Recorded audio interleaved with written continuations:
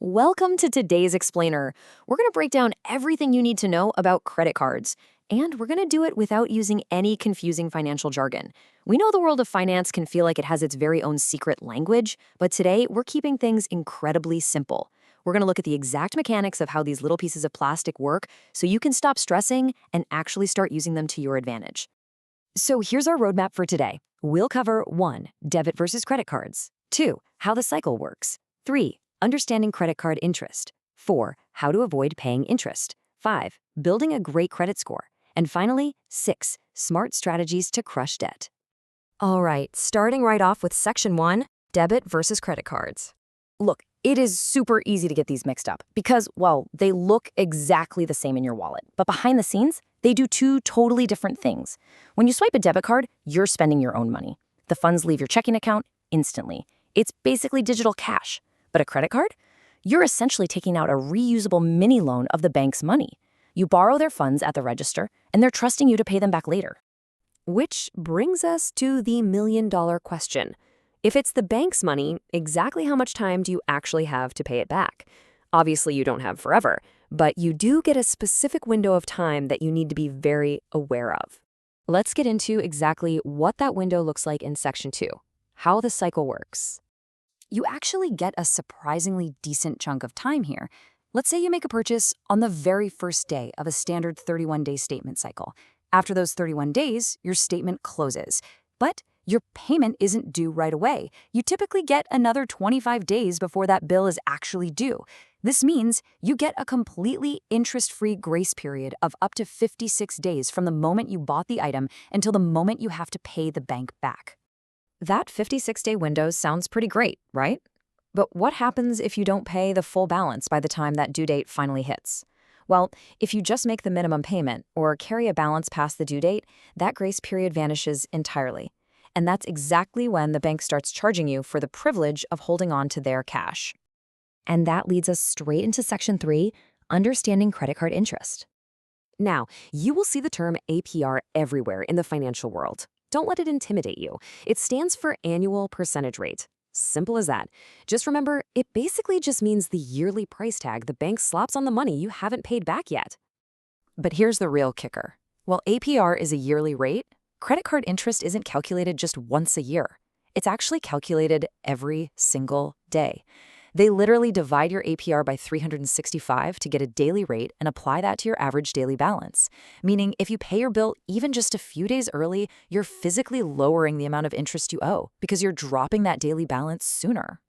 And if we take a look at this data from the Consumer Financial Protection Bureau, you can see just how crazy expensive that daily interest can get.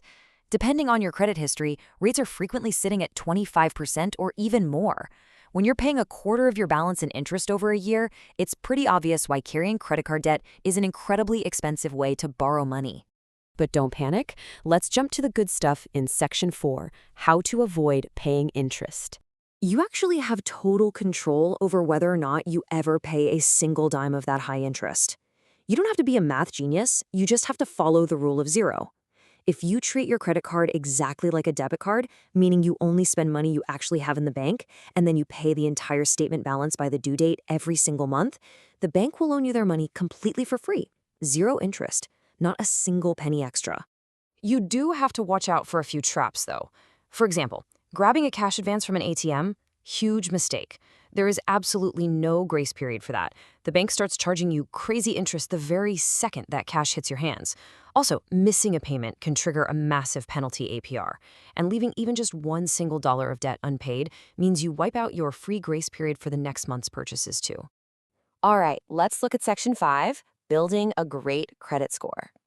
If you can dodge those traps and stick to the rule of zero, your credit card transforms from this scary debt trap into a really powerful tool for building your financial reputation. To build a rock-solid score, a great simple rule of thumb is to keep your balance below 25% of your total available credit limit. So if your limit is $1,000, try to never carry a balance higher than $250 at any given time. It shows lenders you are responsible and not desperate for cash. It really just boils down to proving to lenders that you can borrow their money and reliably pay it back without maxing out your cards. Always pay on time. That's literally the most important thing you can do. Keep your older accounts open to show a long history of good behavior, and use a healthy mix of credit types.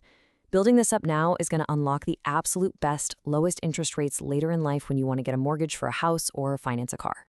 We've talked a lot about doing things perfectly so far. But look, life happens, right? Emergencies pop up, debt piles up, and suddenly you're feeling totally overwhelmed and stuck carrying a heavy balance. If you're in that boat, let's talk solutions in Section 6. Smart strategies to crush debt.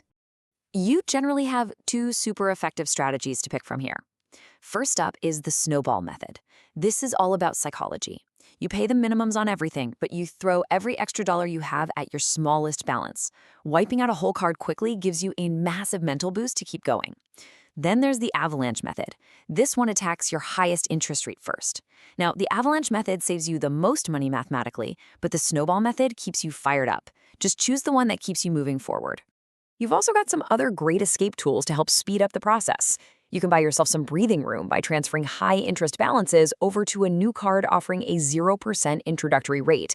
That hits the pause button on interest for maybe 12 to 18 months, ensuring every dollar you pay actually crushes your real debt. You could also look at a consolidation loan to bundle everything into one predictable payment. And above all else, definitely automate your minimum payments so you never get slammed with a late fee. Ultimately, a credit card isn't a magic wand, but it's definitely not an evil trap either. It's just a tool. And now that we've stripped away all that complex jargon and you know exactly how the cycle works, how interest is calculated daily, and how to use the rule of zero, the only question left is, will you let your credit card control your future, or will you use these simple rules to build your own financial freedom? Thanks for joining us for today's Explainer, and we will see you next time.